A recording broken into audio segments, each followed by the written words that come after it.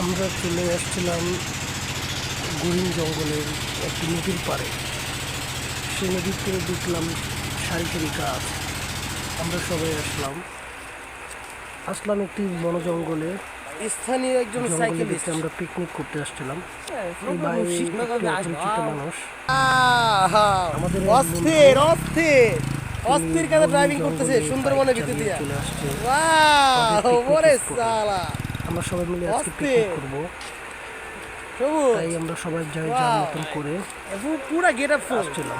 একজন জেলে থেকে শুরু করে ডাকাত দলের সভাপতি সবই একটার মধ্যে। খুবই মজার মানুষ, আদরের ভাই। এটা হচ্ছে বন্ধু, নাম হচ্ছে তারেক। ও পাখি অনেক ভালোবাসে, তাই পাখির কাছে চলে আসছে। এর নাম হচ্ছে মেসকাত। ও কুমির ভালোবাসে, তাই কুমির দেখাচ্ছে আপনাদেরকে। কুমির দেখানোর জন্য আপনাদের কাছে চলে আসছে, তাই ভিডিও করে কুমির দেখাচ্ছে। পাশে আরেক ভাই সরো এবং পাশে আমি। এখন আপনাদের দেখাবো কুমির হতে সাবধান, বড় কুমির। এই কুমিরগুলো খুব বিশাল হয়ে থাকে, যার কারণে এখানে সাবধানতা অবলম্বন করছে। ওই পুকুরের ভিতরে কুমির আছে, আর পাশেই হরিণ রাখা আছে। হরিণগুলো অনেকগুলো হরিণ, দেখতে অনেক সুন্দর। হরিণগুলো আসলে অনেক সুন্দর। যাই হোক, এই ভাই হরিণগুলোকে খাবার দেবে, তাই এগুলো নিয়ে যাচ্ছে। গেট আটকে দিতেছে, কারণ গেট যদি খোলা থাকে তাহলে হরিণগুলো বাইরে চলে আসবে। ভাইকে দেখতেছি। আমরা সবাই মিলে এখন একটা হরিণকে খাবার খাওয়াচ্ছি। আমার বন্ধু মেসকাত, তার পিছনে আমি। হরিণটি আমাদের পাশে আসলে অনেকক্ষণ আমাদের কাছ থেকে সে খাবার নিয়ে খাচ্ছে।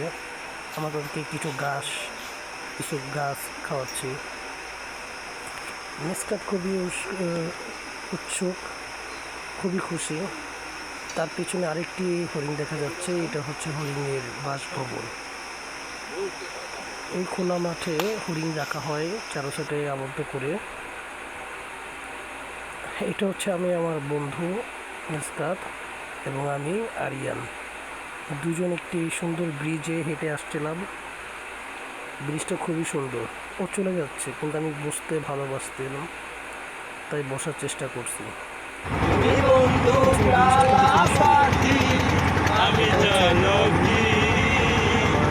বসন্তকালে তোমায় বলতে পারিনি, বসন্তকালে তোমায় বলতে পারিনি। বিরিতি মালা গলার মালা পরলে কি আর হয়, রে যারে ভালো লাগে আমার দেখলে তারে চোখে নেশা হয় রে বন্ধু, চোখে নেশা হয়। বিরিতি মালা গলার মালা পরলে কি আর হয়, যারে ভালোবাসে আমার দেখলে তারে চোখে নেশা হয় রে বন্ধু, চোখে নেশা হয়। সাদা সাদা কালা কালা রং জমেছে, সাদা কালা সাদা সাদা কালা কালা রং জমেছে, সাদা কালা হয়েছি আমি মন পাগেলা বসন্তকালে।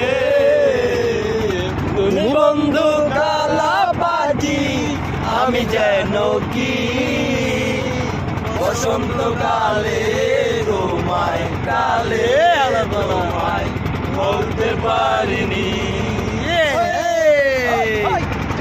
আমাদের মাঝি ভাই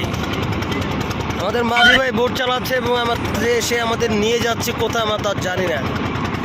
এই যে বিশাল বড় বড় জাহাজ, এই যে আমাদের দিকে জাহাজটা তেড়ে আসছে আর একটু হলে আমাদের গায়ে লেগে যেত। এই যে চলে যাচ্ছে, আমরা জাহাজকে পার করে চলে গেলাম।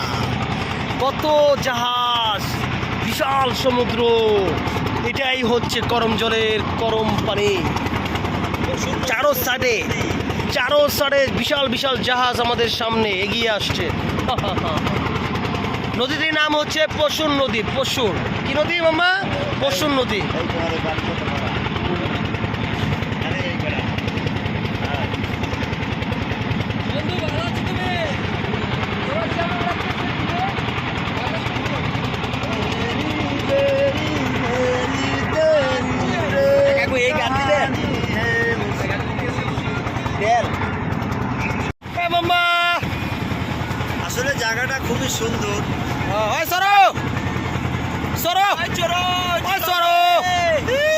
ধরো।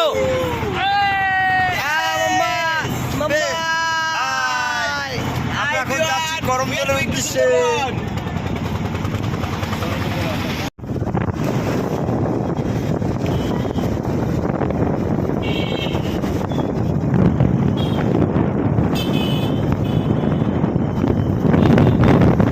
মনে হয় কিছুক্ষণ পরে ভয়াবহ যন্ত্রণা। এখন আমরা বাড়ির পিছনে এর মাঝে দিয়ে চলে যাচ্ছে। দেখা যাচ্ছে ভয়ঙ্কর মেঘ উঠে দিচ্ছে, যে কোনো সময় বৃষ্টি ভয়াবহ যন্ত্রণা হবে। তাই আমরা বাইক রাইডিং করে খুব দ্রুত আমাদের বাড়ির পিছনে রওনা দিলাম। আশপাশে একটু জ্যাম দেখা যাচ্ছে, তারপর আমরা চলে যাচ্ছি বাসার উদ্দেশ্যে। কিছু ছোটো ছোটো ব্রিজগুলো দেখতে খুবই অসাধারণ লাগছে। একটু বড় বড় লোহার ব্রিজ, এগুলো ছিল না গাড়ি। আশেপাশে স্থিবদ্ধ শৈলী আছে। আসলে আসলে গ্রামের রাস্তার ভিতর দিয়ে যাওয়ার মজাটাই আলাদা। দূরের যে আকাশগুলো দেখা যাচ্ছে খুব মেঘ, মেঘে খুবই ভালো লাগছে। এই দৃশ্যগুলো দেখে যখন একটি বাইক রাইডিং করে যাবেন, কোনো নীরব রাস্তা, ফাঁকা রাস্তা, কোনো গাড়ি চালানো একদম বিদায়ী। আশেপাশে খুবই ফ্যাসিলিটি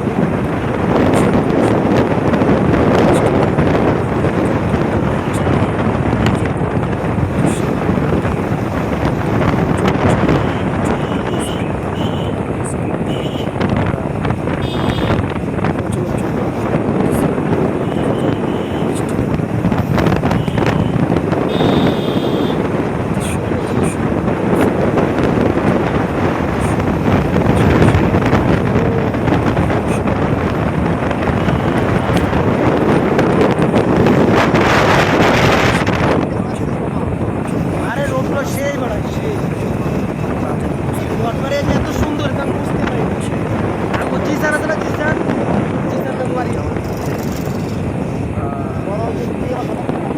হ্যাঁ আর লাম্বু পোলাটা একদম সবার এটা হচ্ছে আমাদের যাই হোক, রাস্তাটা খুবই সুন্দর। পাশে একটি খুব সুন্দর একটি মৎস্যের মিনার দেখা যাচ্ছে, মিনারটি খুবই সুন্দর লাগলো। পাশে দেখে দেওয়া হচ্ছে সবুজ গাছপালা। সত্যি বলতে আপনারা যদি চান তখন বুঝতে পারবেন অসাধারণ দৃশ্য। অবশ্যই বাইক রাইডিং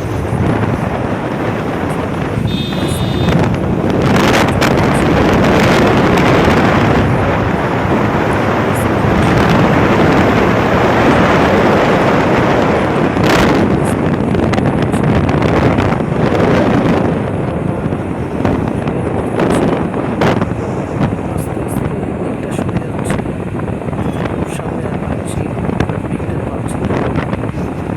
যাই হোক, চেষ্টা করি এটা ক্যামেরা পাচ্ছি।